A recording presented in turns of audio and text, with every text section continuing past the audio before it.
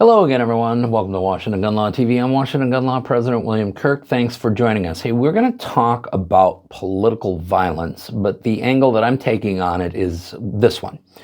What happens when words advocating for political violence come from an attorney? What am I talking about?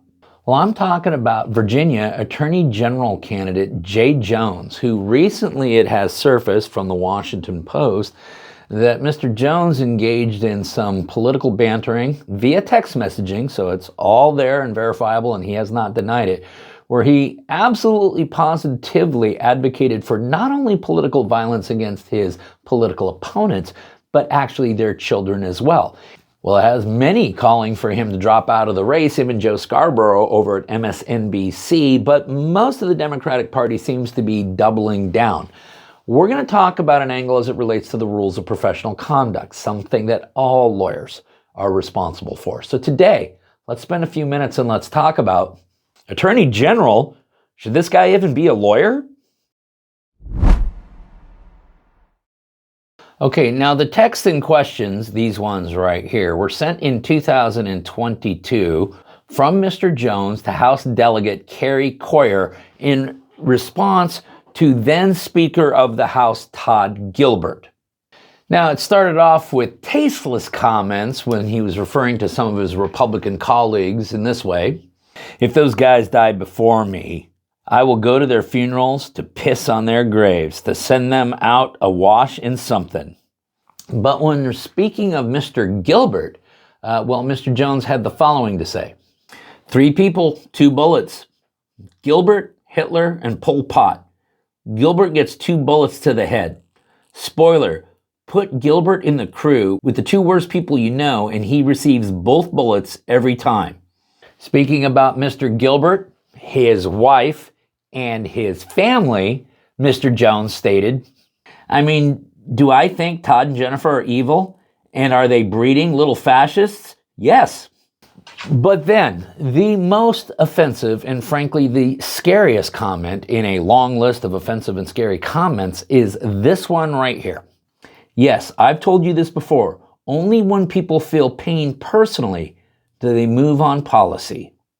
And so it's quite clear that Mr. Jones, the attorney from Virginia who wants to be the next attorney general for that state and represent the entire state, believes that political violence, even political violence against the politician's loved ones, is an effective way of advocating for your positions. And once again, we see another example of those on the delusional political left embracing political violence.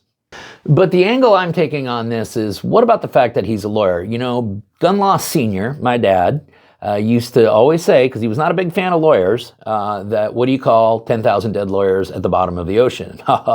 It's a good start. That's what he always used to say. And lawyers have, in fact, done a lot to beat their profession up through their own behavior. And so I take the rules of professional conduct very seriously. And many of our viewers oftentimes comment like, you're actually telling us to follow these unconstitutional laws. I'm not telling you to follow these unconstitutional laws. I am giving you legal advice to not break the law. Why is that? Well, because I think it's unethical behavior for an attorney to knowingly advise a client to go out and willfully violate the law. So what exactly has Mr. Jones done here, and what does the Virginia Rules of Professional Conduct say? Because, well, I looked them up. So Rule 8.4 tells us what professional misconduct is. And I want you to understand that, and this is also true for other types of professions, is that, yeah, most professional misconduct is going to occur within the scope of your employment, within the scope of your professional duties. However, and this goes for lawyers, what you do on your own personal time can also negatively reflect upon the profession, and if you do so, you could be held accountable for that. So Rule 8.4 in Virginia reads as follows. It is professional misconduct for a lawyer to violate or attempt to violate the rules of professional conduct, knowingly assist or induce another to do so, or do so through the acts of another, commit a criminal or deliberately wrongful act that reflects adversely on the lawyer's honesty, trustworthiness, or fitness to practice law, engage in conduct involving dishonesty, fraud, deceit, or misrepresentation, which reflects adversely on the lawyer's fitness to practice law, So the question for all of you is do you believe that J. Jones has violated Rule 8.4 by committing deliberately wrongful acts that reflects adversely on the lawyer's fitness to practice law? But I know some of you are going to say, yeah, but he wasn't actually engaged in any type of lawyering at the time that he made these comments. That's true. But as I also said, professional misconduct can, in some instances, extend outside the scope of the professional duties. And there is a comment in the Virginia Rules of Professional Conduct. It's actually comment 2 that tells us, many kinds of illegal conduct reflect adversely on fitness to practice law, such as offenses involving fraud and the offense or willful failure to file an income tax return. However, some kinds of offenses carry no such implication. Traditionally, the distinction was drawn in terms of offenses involving moral turpitude. That concept can be construed to include offenses concerning some matters of personal morality, such as adultery and comparable offenses that have no specific connection to fitness for the practice of law.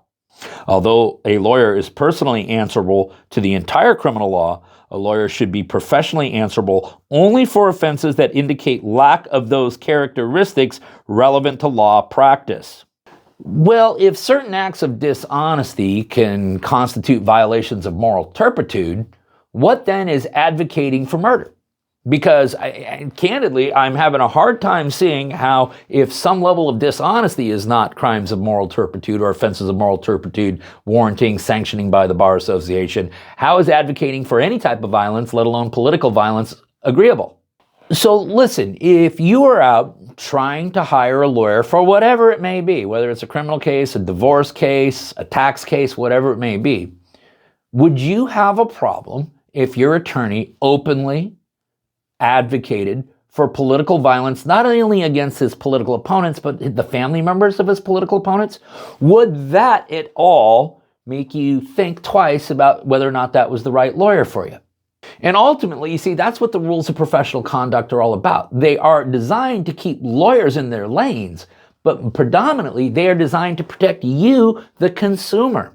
Oh, and by the way, for any other attorney who's practicing out there in the state of Virginia, you might want to take a look at Rule 8.3 about reporting misconduct, because that rule states, a lawyer having reliable information that another lawyer has committed a violation of the rules of professional conduct that raises a substantial question as to that lawyer's honesty, trustworthiness, or fitness to practice law shall inform the appropriate professional authority. So to any lawyer out there in the state of Virginia who may be as offended by this as a large chunk of America is right now, well, you know what to do. Now, final word. Final word to Everytown, to Giffords, and a lot of other pro-civilian disarmament organizations that have given hundreds and hundreds of thousands of dollars to Mr. Jones. Here you literally have a candidate that you are financially supporting that has advocated for violence against innocent people through the use of a firearm, or the exact same thing that you claim you're trying to cure this country of. And yet to this day, you still have not withdrawn your financial support, nor have you withdrawn your endorsement. Now, we realize that groups like Everytown and Giffords and all of that are really just in it for civilian disarmament. We understand that it's really not about saving lives. But you are allowing the mask to come full off if you allow these endorsements to stand.